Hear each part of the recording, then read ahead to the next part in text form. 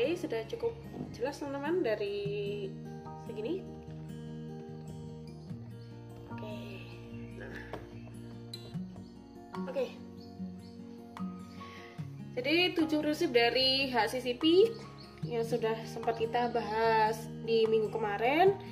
Kita identifikasi bahaya, kemudian kita tentukan CCP atau critical control point, kemudian kita tentukan batas kritis, kemudian memonitoring dari sisi tersebut, tindakan koreksi jika terjadi penyimpangan, verifikasi, dan terakhir adalah dokumentasi. Kita bahas satu persatu dulu.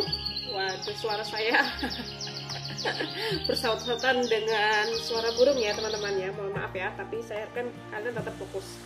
Oke, jadi kita bahas dulu yang pertama, yakni tentang identifikasi bahaya. Nah, di tahapan yang pertama atau di prinsip pertama, maka yang akan kita kerjakan ada 3 kegiatan. Oke, kegiatannya apa saja? Yang pertama adalah kita mengidentifikasi bahaya dan penyebabnya apa. Kemudian yang kedua adalah kita menentukan kepentingan atau signifikansi dari bahaya tersebut. Dan yang ketiga adalah kita mengidentifikasi tindakan pencegahannya. Nah, nanti di prinsip yang pertama, hasil dari prinsip yang pertama ini bentuknya berupa tabel. Ya, akan lihat di sini tabel seperti ini. Jadi kita akan masukkan nanti masing-masing tahapan proses produksi. Kemudian kita identifikasi bahayanya, baik dari segi mikroba, ya, mikroorganisme, kimia, fisika. Kemudian kita justifikasi penyebab dari bahaya tersebut itu dari mana. Kemudian kita tentukan signifikansi bahayanya seperti apa. Apakah L itu low, M medium, dan H itu high. Dan tindakan penjagaannya seperti apa. Oke, coba kita akan bahas satu persatu dari 3 kegiatan ini. Yang pertama, saya tidak perlu saya jelaskan ya, apa itu hazard. Hazard adalah jelas, hazard itu artinya bahaya, dan bahaya di sini diklasifikasikan menjadi 3, yakni bahaya secara mikrobiologis, kimia, dan fisika. Seperti ini ya, mikrobiologis termasuk dalamnya ada biologis ya. Jadi ini berasal dari makhluk hidup.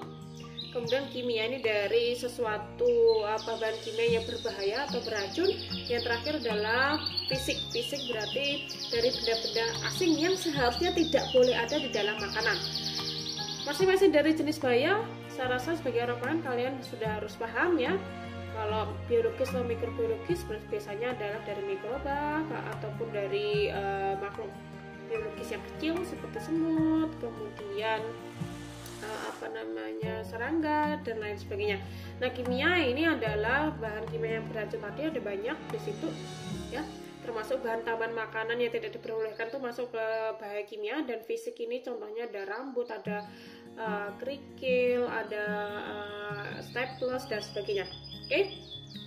Nah, setelah kalian sudah bisa mengidentifikasi bahayanya, kalian juga harus mengidentifikasi penyebabnya ya. Nanti kalian coba cek, misal kalau bahayanya dari fisik, oh berarti ini bisa jadi berasal dari mana gitu ya. Nanti akan kita bahas secara detail di aplikasi biar kalian lebih paham. Kemudian setelah mengetahui bahayanya, maka kita akan melakukan signifikansi bahaya tersebut. Nah, di dalam kegiatan yang kedua ini kalian harus mengetahui istilah dari probability dan severity. Apa itu probability? Yakni ini adalah tentang kemungkinan bahaya itu terjadi atau kita sebut dengan peluang. Nah, kalian harus menentukan peluang dari bahaya tersebut tadi yang sudah kalian identifikasi di kegiatan pertama. Misal bahaya fisik berupa adanya potongan, misal potongan plastik misal ya, atau potongan dari karet misal. Nah, kalian harus menentukan peluangnya seperti apa, apakah tinggi, rendah, atau medium gitu ya. Nah, dari mana ini ya kegiatan tersebut atau kamu bisa menjustifikasi ini bahayanya, maka itu dari pengetahuan dari tim HACCP ya, bisa juga dari pustaka, bisa juga dari bacaan yang lain ya. Kemudian dari severity. Nah, apa itu severity? Nah, severity adalah keseriusan bahaya tersebut, ketika cek dampaknya seperti apa, serius apa tidak ya. Dan level keseriusannya juga masih sama ya, tinggi, sedang, atau rendah. Nah, sehingga kalian harus mengetahui yang namanya ini. Ini adalah tabel untuk menentukan tadi itu apakah signifikansinya dia termasuk tinggi, rendah, atau sedang. Bagaimana caranya ya? Jadi yang sebelah sisi sini, teman-teman. Nah, sisi vertikal ini adalah dari probability atau peluangnya. Peluangnya apa? Tinggi, medium, atau rendah. Kemudian severity tadi tingkat keseriusannya, dia dampaknya rendah, medium, atau tinggi. Ya. Sehingga misalkan bahaya A, dia peluangnya tinggi, tetapi peluang terjadinya ya, maksud saya peluang terjadinya tinggi, tetapi dia secara keseriusan dia rendah, sehingga secara signifikansi dia kategori signifikansi bahaya yang rendah. Nah, hal yang lain mungkin bahaya A secara peluangnya dia terjadinya sangat tinggi, dan keseriusannya dampak terhadap kesehatan dia juga tinggi, sehingga signifikansinya kategori high.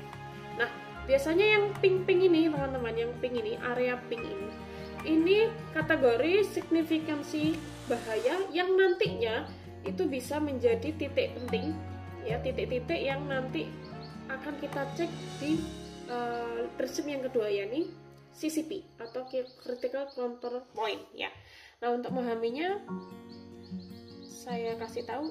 Nah, ini contoh ya. Ini saya ambil dari diagram alir pembuatan roti yang ada fillingnya, ada isinya berupa flat ya. Mau nggak mau kita harus mengacu pada diagram alir. Makanya kenapa langkah dari ACCP yang sebelumnya adalah membuat diagram alir. Fungsinya adalah untuk menentukan step by step. Oke. Jadi nanti di prinsip yang pertama, maka kalian harus memasukkan step by step dari diagram alir tersebut. Sebagai contoh adalah yang pertama, penerimaan bahan baku, di mana bahan baku di sini ada banyak, ada bahan kering ada terigu sampai garam, kemudian ada bahan yang berlemak seperti shortening dan emulsifier gitu ya. Margarin dan shortening ini yang bahan berlemak, bahan kering, tepung sampai maizena gitu ya. Kemudian bahan yang lain ada telur dan emulsifier. Nah, sebagai contoh ya, ini step yang pertama. Jadi semakin produk itu kompleks pembuatannya, maka artinya step-step yang harus kalian identifikasi bahayanya itu akan semakin banyak ya. Jadi penerimaan bahan baku dicek, pengayaan terigu dicek ANSA bahayanya, pencucian telur dicek ANSA bahaya, dan seterusnya. Nah, kurang lebih di pembuatan roti ini ada 20 step sampai terakhir di sini ya. Kita akan cek seperti apa hasil dari identifikasi bahayanya. Sebagai contoh tadi di tahapan pertama adalah penerimaan bahan baku, masih ingat ya. Nah, di situ di breakdown jadi 3, penerimaan bahan kering dan bahan basah ya. Bahan basahnya seperti shortening dan berlemak tadi, margarin ya. Oke. Nah, dari penerimaan bahan kering ada terigu, ragi, gula, garam, emulsifier, dan maizena. Maka setelah diidentifikasi bahayanya, ada bahaya secara biologis, yakni dari mikroba perusak atau amonitik. Kemudian kimia, bisa dari logam berat, dan dari segi bahaya fisik bisa jadi muncul di situ ada kerikil dan serangga. Kemudian justifikasi penyebab bahayanya. Kalau mikroba perusak, ya kemungkinan akan terjadi karena penyimpanan yang kurang pas sehingga kadar airnya naik. Kemudian kalau logam berat bisa jadi terjadi dari supplier yang memberikan atau mensuplai dari bahan baku tersebut, dan kerikil juga bisa jadi terbawa dari supplier. Nah, yang akan kita bahas ini yang signifikasi bahaya tadi yang sempat kita bahas, ada tabel ya teman-teman ya. Jadi misal kita bahas satu persatu per bahaya dari mikroba perusak atau aminolitik. Peluangnya bagaimana? Oh, peluangnya rendah. Tingkat keseriusannya bagaimana? Dia juga low, sehingga signifikasi bahayanya TN, tidak nyata. Untuk kimia dari logam berat, peluangnya rendah, keparahannya juga rendah, sehingga signifikansi bahayanya tidak nyata. Kerikil, peluangnya sangat tinggi ya, terutama seperti bahan garam, kemudian terigu, maizena, itu sangat tinggi ya peluang terjadinya. Tetapi untuk keseriusannya atau dampak ke kesehatannya dia rendah, sehingga signifikansinya tetap tidak nyata. Nah, setelah dicek satu persatu dari 20 step di pengolahan diagram alir pengolahan roti tadi, kita cek. Nah, kalian harus mengecek dari sini, signifikansi. Pasti nanti jawabannya ada dua, tidak nyata dan nyata. Nah, yang NN ini, yang nyata-nyata ini seperti ini, terutama di apa nih? Nyata di penerimaan telur, nyata di input air dingin, nyata di pengayaan. Nah, yang nyata-nyata ini nanti yang akan kita masukkan ke prinsip yang kedua. Ya, apa tadi prinsip yang kedua? Penetapan titik kritis. Oke, ini belum selesai teman-teman ya penjelasannya tadi. Ini masih kegiatan yang kedua. Kita balik dulu. Nah, sini. Ini masih kegiatan yang kedua, prinsip yang pertama. Kegiatan yang ketiga adalah penetapan tindakan pencegahan. Jadi misalkan kita balik lagi aja deh ya, biar gampang untuk memahaminya. Oke, jadi misalkan tadi penerimaan bahan baku. Tindakan pencegahannya bagaimana biar tidak terjadi bahaya mikroba perusak akibat penyimpanan yang tidak bagus yang menyebabkan kadar air naik. Sehingga tindakan pencegahannya adalah adanya SOP atau standar operasional prosedur penyimpanannya harus jelas.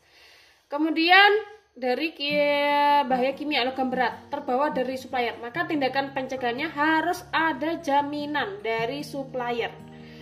Kemudian bahaya di penerimaan bahan baku, di bahaya fisik, mungkin ada kerikil, serangga terikut di situ yang mungkin terbawa dari supplier, maka tindakan pencegahannya bagaimana?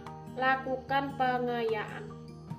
Oke, semoga kalian paham sedikit penjelasan di prinsip yang pertama. Kita nanti akan lanjutkan di prinsip yang kedua.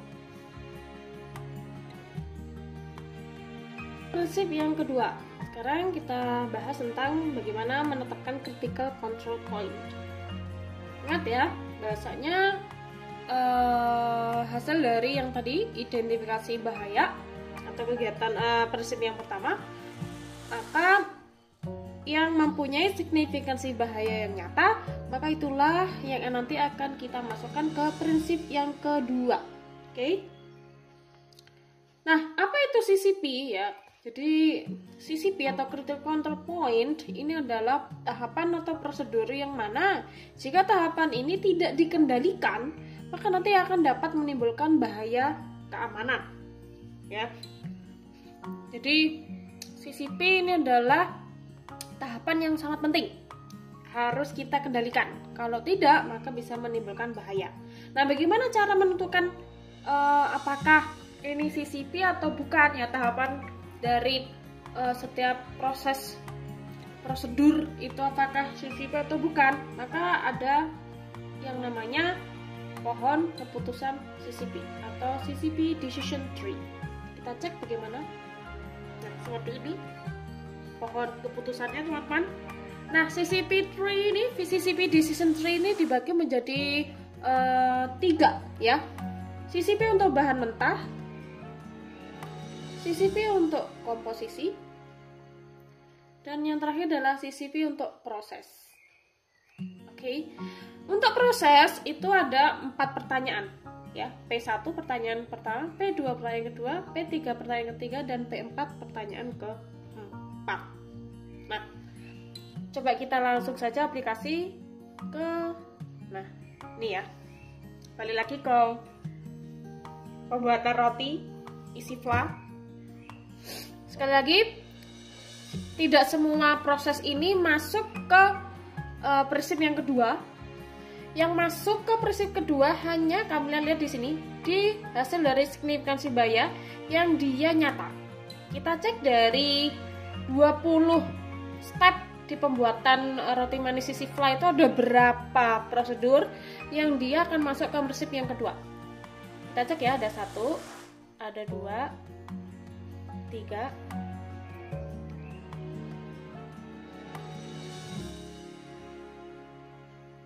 4, 5, 6, 7, 8. Oke, ada 8 ya, ada 8 prosedur yang dia akan masuk ke step yang kedua ya. Kita cek bagaimana hasilnya. Nah, ini dia hasilnya, ada 8 ya. 1 2 3 4 5 6 7. 1 2 3 4 5 6 7. Harusnya ada 8. Oke, tadi kurang 1 ini ya, harusnya 8. Nah, kalian lihat di sini teman-teman. Nah, langsung saja coba kita seperti ini biar bisa dipahami. Oke, bentar ya.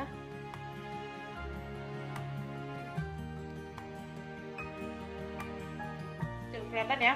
Kita bahas yang pertama dulu. Penerimaan telur, bahaya mikrobiologis ya dari Salmonella. Kita masukkan ke pohon keputusan CCP. Pertanyaan pertama, adakah tindakan pencegahan?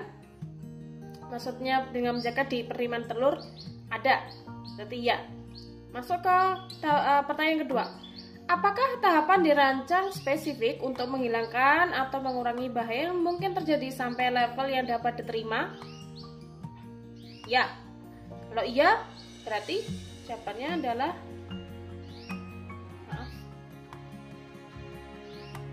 kalau iya berarti jawabannya adalah CCP. Oke. Jadi penerimaan telur ini kategori CCP. Ya, saya ulangi. Penerimaan telur kategori CCP karena ketika diberi pertanyaan pertama, adakah tindakan pencegahan? Ya. Apakah tahapan dirancang spesifik? Ya, tindakan pencegahannya apa? Penerimaan telur tadi itu ya. Harus menghilangkan kotoran dari telur ya. Apakah tahapan dirancang spesifik untuk menghilangkan atau mengurangi bahaya? Ya. Karena kalau tidak kotoran telur itu tidak dihilangkan, maka akan menjadi sesuatu yang berbahaya. Sehingga jawabannya adalah ya. Sehingga kalau iya dia termasuk CCP. Nah, kita cek yang tidak. Jadi dari 8 prosedur tadi tidak semuanya ternyata CCP ya. Jadi hanya berapa ini? Dari 8 yang CCP hanya 4. 1, 2, 3, 4. Kita cek yang bukan. Kenapa kok dia bukan ya? Misalnya adalah input air dingin. Nah, input air dingin bahayanya dari bahaya mikrobiologis, yakni dari coliform dan E. coli. Kita cek di sini. Adakah tindakan pencegahan? Ya. Apakah tahapan dirancang spesifik untuk menghilangkan atau mengurangi bahaya? Ya. Mungkin terjadi sampai level yang dapat diterima? Tidak. Kemudian, dapatkah kontaminasi dengan bahan yang diidentifikasi terjadi melalui tingkatan yang dapat diterima? Atau dapatkah ini meningkat sampai tingkatan yang tidak dapat diterima? Tidak. Karena di sini untuk air dingin ya, level bahayanya seperti tadi tidak meningkat sampai batas yang tidak dapat terima, apalagi kondisinya adalah air dingin, sehingga input air dingin bukanlah menjadi CCP. Beda lagi dengan pengayakan tepung. Adakah tindakan pencegahan? Ya. Apakah tahapan dirancang spesifik untuk menghilangkan atau mengurangi bahaya yang mungkin terjadi sampai level yang dapat terima? Ya. Ya, tindakan pencegahannya apa tadi? Mengayak, ya. Jadi ini sangat penting. Kalau nggak dilakukan pengayakan, maka bahaya ya tadi ya. Sehingga karena jawaban pertanyaan nomor 2 ya, maka masuklah di sini sebagai CCP. Nah, nanti kalian coba pahami untuk masing-masing ini ya. Sehingga dari 8 prosedur, kita balikan lagi. Nah, dari 8 prosedur yang tadi signifikansi bahayanya adalah nyata, ternyata hanya 4 yang dia kategori CCP ya. Hanya 4 yang kategori CCP. Nah, 4 inilah yang nanti akan masuk ke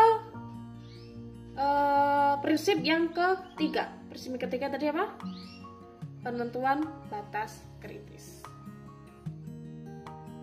Kita selesaikan prinsip ketiga, 4, 5, 6, 7 jadi satu kesatuan ya untuk pembahasan ini.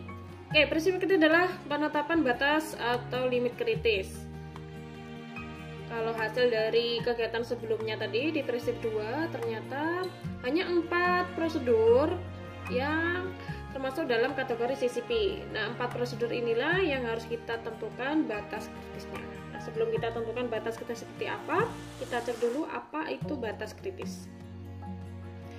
Jadi batas kritis ini adalah kita tetapkan suatu batasan atau nilai di mana dari nilai tersebut kita akan bisa menentukan jika di bawah dari nilai itu kategori aman, kalau sudah melewati ambang batas maka itu artinya kategori tidak aman. Nah, batas kritis ini biasanya nanti akan dibedakan menjadi batas kritis secara fisik, secara kimia, dan mikrobiologis. Contoh batas kritis secara fisik, misal suhu ya, suhunya kalau namanya pemanasan harus berapa? Misal mencapai 100 derajat Celcius. Maka ketika suhu tersebut tidak mencapai 100 derajat Celcius, maka itu kategori batasnya tidak aman ya, atau artinya bisa